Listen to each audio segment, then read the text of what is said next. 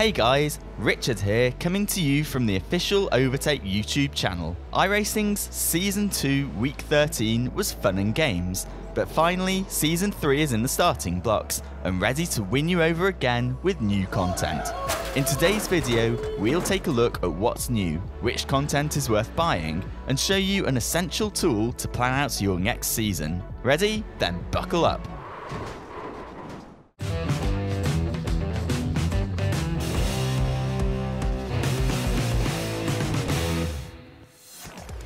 Every 13 weeks, a well-fought season comes to an end in iRacing, and while some might still grind for some safety rating in the Mazda MX-5 Rookie Cup, most players battle it out in fun events and tons of borderline crazy races.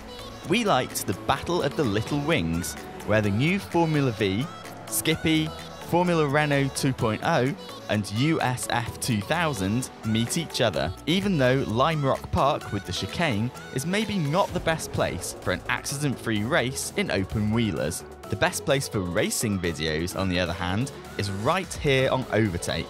So don't forget to drop a like, subscribe and ring the bell so you won't miss any of our videos. But anyhow, now that we've already got it in the frame, let's talk about the new free car in this Season 3 update, the Formula Vee. If you haven't seen this car before in any racing game, this is what happens when an American engineer gets his hands on a Volkswagen Käfer, or Beetle as it's known in English. Yes, you heard that right. The engine of the Formula Vee came from a little VW Beetle, and therefore marks one of the oldest grassroots racing series in the world.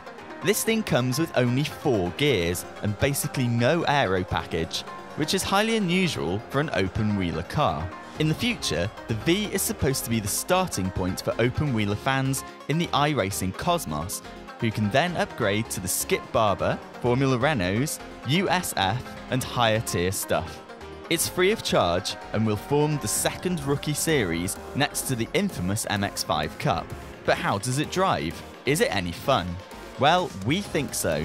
It isn't that fast, and the lack of downforce can really hurt you if you approach a corner too enthusiastically, which is perfect for learning how to control your steering and pedal inputs when you're just starting out. The Formula Vee is extremely agile and could potentially, with a big wang, glue itself to the track around the corners. But precisely because a wing is missing, the Vee doesn't allow abrupt turn-ins, so if you try, you'll end up eating barrier 100% of the time. So, an awesome car for beginners that want to learn the basics of driving. Definitely not easy to drive when you're completely new to sim racing, but a fun challenge and surely made for good, close racing. And before we move on to the next car, a special commendation. The model of the Formula Vee is just insanely well done. So many details are just in the right place. It's fascinating how the car behaves under shifting forces, how the brake lines bend when you turn in, and also how the Vee dismantles if you hit the barrier. Superb work. Maybe not a car for everyone, but just awesome that iRacing puts out quality content like this for free. Next up, we have something for more mature racers, the Porsche 911 GT3 R, the newest addition to the GT3 class in the game. We probably don't have to introduce this car, like we did with the Formula Vee, but we also have a lot of positive things to say about this one. The early version of this car has already earned a lot of praise from many influencers battling it out in the Porsche All-Star Series, and we fully understand why. The new 911 is probably one of the best handling cars in the game. We've tested quite a few of the GT cars available up until this point, but this one feels just right to us. Not really scientific, this statement, and of course take it with a pinch of salt, as your experience with it might differ. But in our eyes, the 911 is on par with ACC when it comes to GT3 car handling. It's superbly done, and if you're currently thinking about getting one of the GT3 cars, give the 911 a spin on the testing server before you buy another one. Which brings us to the BMW M4 GT3, which is not new, but it has received some updates after its real-life release. The iRacing version of this car is no longer in a prototype phase, but is officially out now, and this one is great too. but not as intuitive as the Porsche. We think that the M4 needs more fine-tuning in the setup, whereas the 911 works better straight out of the box and is more forgiving on the limit regarding steering inputs and braking. But generally speaking, the BMW drives well and is also a good choice to buy. New tracks have been added as well, and this time we have one classic and one rather uncommon street circuit. We're talking, of course, about the Red Bull Ring at Spielberg and the Chicago Street Circuit. Both venues are beautifully done and are a welcome addition to the already huge roster of tracks. Both are laser scanned, which you can definitely feel, as the tarmac is what makes these newcomers really worth driving. But when it comes to off-track objects, iRacing is showing its age. Some parts look handcrafted and well built, whereas others are definitely out of graphics hell.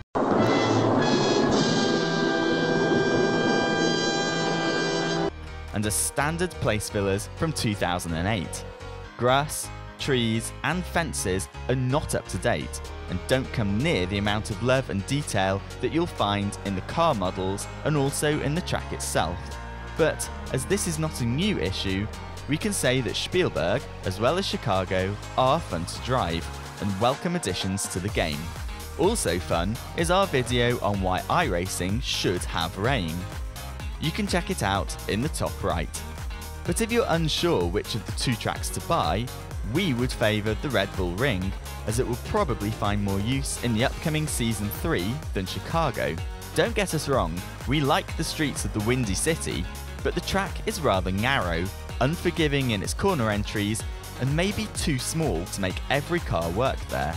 But in the end, it's up to you. Whether you'll need one of those to drive a full season in your favourite car, we'll show you at the end of this video.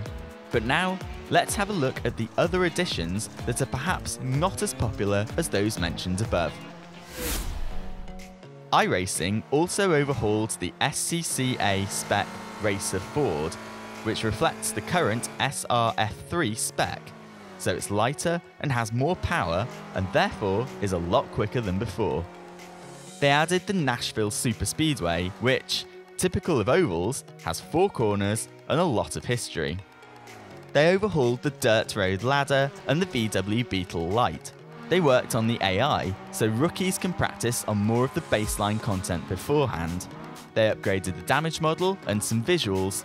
And maybe the best additions are new track limits on Spa, which follow the official 4-tyre rule and makes driving on the edge more fun.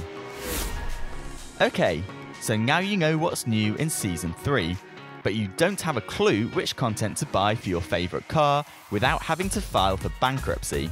But don't worry, we've got just the tool for you, one which many of the hardcore players already use, the iRacing Week Planner.